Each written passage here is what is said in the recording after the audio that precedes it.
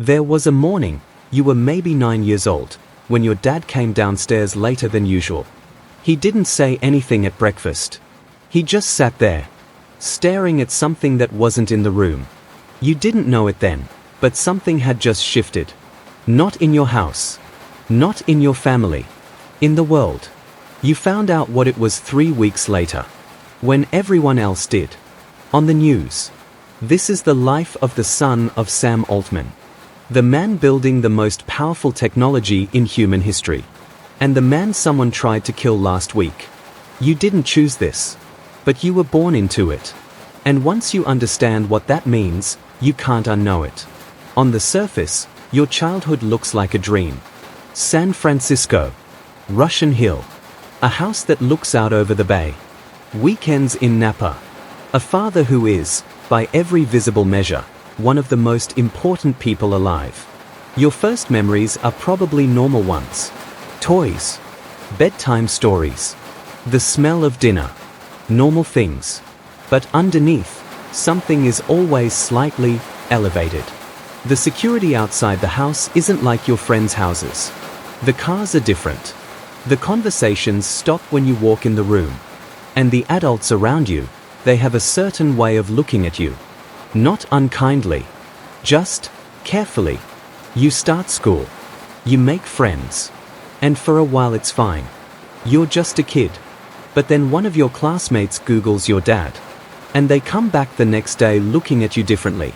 Not mean. Not exactly. Just different.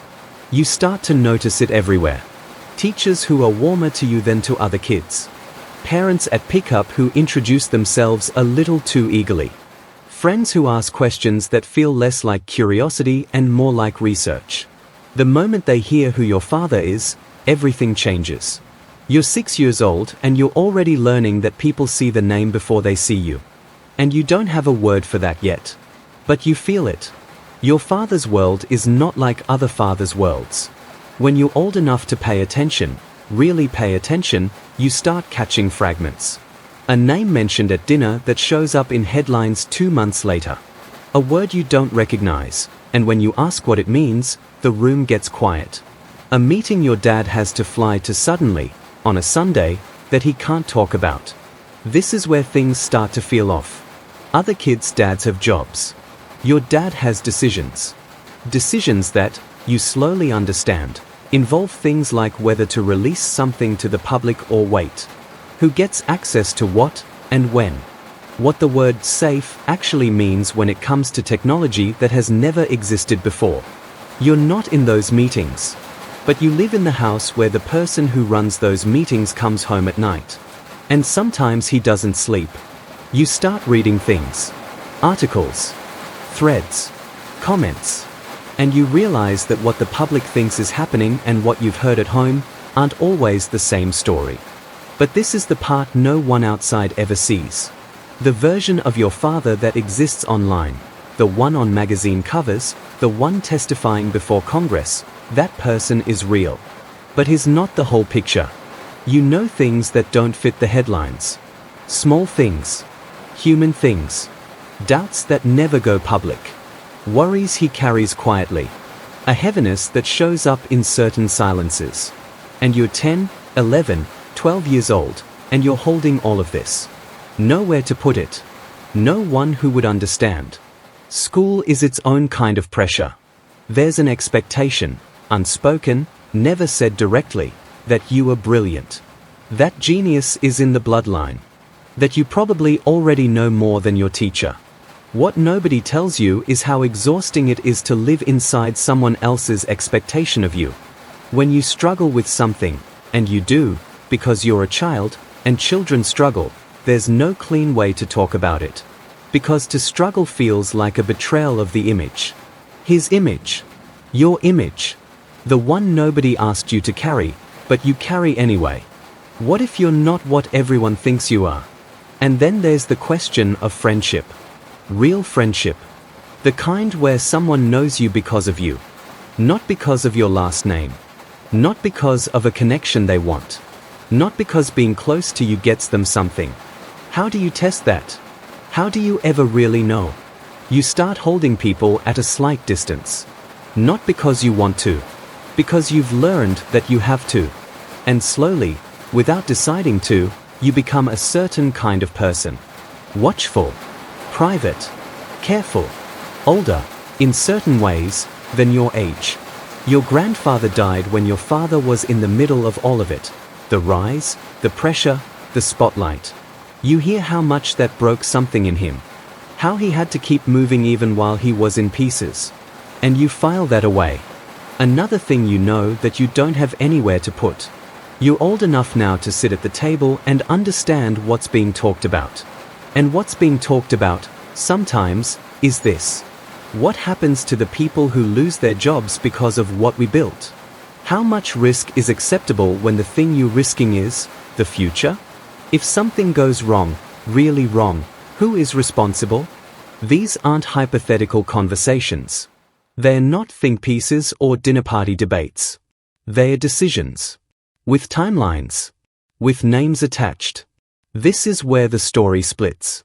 Because on one side, you have a father who genuinely believes, you've seen it, you know it's real, that what he's building could be the most beneficial thing in human history.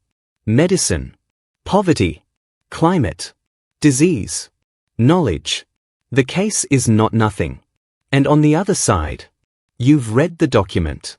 The one the man carried when he came to your house with fire. The one that talked about humanity's impending extinction. The one with your father's name at the top.